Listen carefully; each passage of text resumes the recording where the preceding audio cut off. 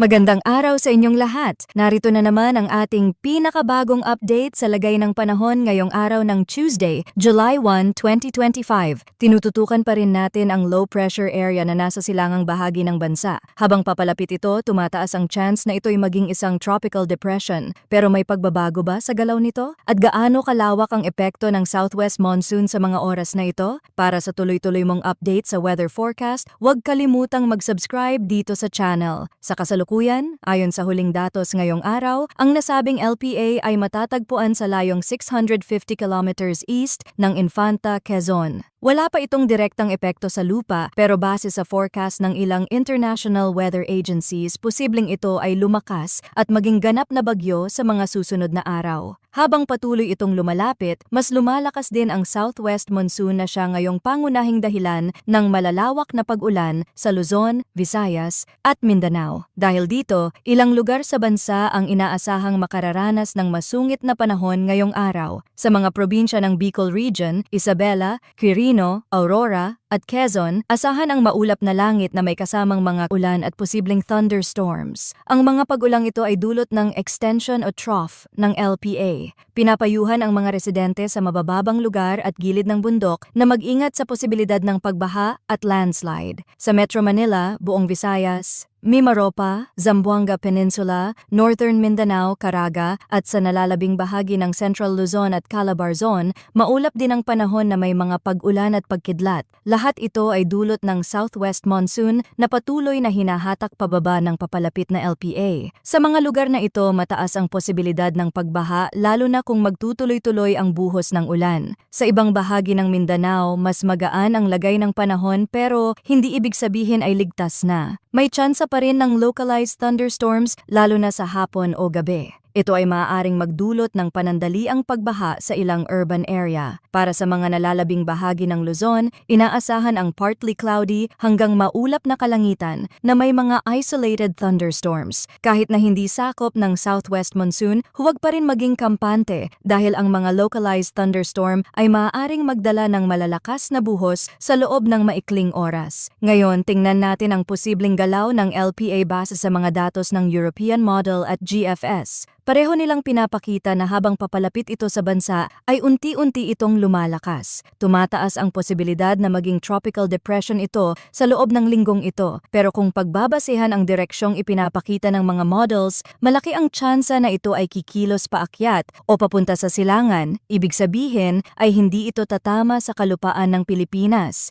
Kahit hindi maglandfall, hindi ibig sabihin ay wala na itong epekto. Ang presensya ng LPA sa ating paligid ay nagpapalakas ng southwest monsoon. At kapag lumakas ang hangin ito mula sa timog kanluran, mas malalakas at mas madalas ang pag-ulan sa malaking bahagi ng bansa.